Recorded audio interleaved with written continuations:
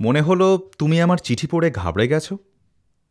গত চিঠিতে বিশেষ কিছুই লিখিনি, এমনকি গৌরচন্দ্রিকাও পূর্ণ হয়নি। সুতরাং এখনই নার্ভাস হওয়ার কি আছে? আর তাছাড়া তুমি না মেয়ে, অন্যের প্রেমের ব্যাপারে তোমাদের তো আগ্রহের শেষ নেই।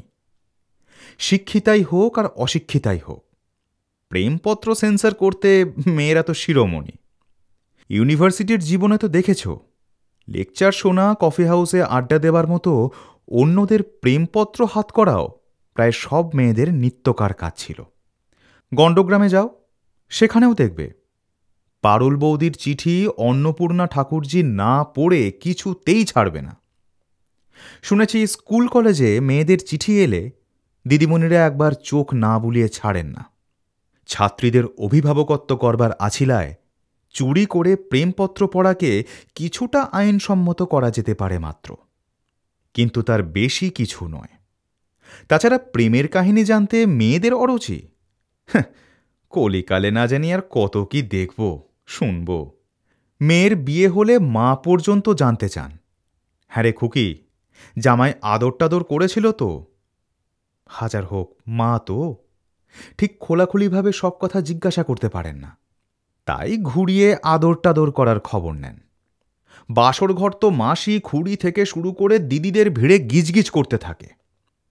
আর সেই সতী সাবিত্রী সীতা দয়মন্তী থেকে শুরু করে আমাদের মা মাসিরা যে সভ্যতা ও সংস্কৃতির ধ্বজা বহন করে এনেছেন, শত বাধা বিপত্তি অগ্রাহ্য করে যে ঐতিহ্যের ধারা অম্লান রেখেছেন, আজ তুমি সেই মহান আদর্শ থেকে বিচ্যুত হবে আমি ভাবতেই পারি না। সর্বোপরি আমি যখন স্বেচ্ছায় তোমাকে সব কিছু বলছি, তখন তোমার লজ্জা বা সংকোচের কি কারণ থাকতে পারে? আর তোমাকে ছাড়া আমার এই ইতিহাস কাকে জানাবো বলতে পারো? তুমি আমার থেকে মাত্র 1 বছরের সিনিয়র হলেও তোমাকে আমি সেই প্রথম পরিচয়ের দিন থেকেই ভালোবেসেছি, শ্রদ্ধা করেছি। খোকনদার প্রতি তোমার শ্রদ্ধা, ভক্তি, ভালোবাসা যেদিন থেকে আবিষ্কার করেছি, সেদিন থেকেই তুমি আমার দোলা বৌদি হয়েছ। ছাত্রজীবনের সেই শেষ দিনগুলিতে আর আমার কর্মজীবনের প্রথম অধ্যায়ে তুমি আর খোকনদা যেভাবে আমাকে সাহায্য করেছ, সহানুভূতি জানিয়েছ, তার তুলনা হয় না। তাই তো জীবনের সমস্ত সুখে দুঃখে প্রথমেই মনে পড়ে তোমাদের। মেম সাহেবের ব্যাপারটা ইচ্ছা করেই জানাইনি। তোমরা অবশ্য কিছু কিছু আঁচ করেছিলে, কিন্তু খুব বেশি জানতে পারোনি। ভগবানের দয়ায় আমি দিল্লি চলে আসায় নাটকটা আরও বেশ জমেছিল। আমি ভেবেছিলাম তোমাকে আর খোকনদাকে একটা সারপ্রাইজ দেব, তাই কিছু জানাইনি। কিন্তু আর দেরি করা ঠিক হবে না।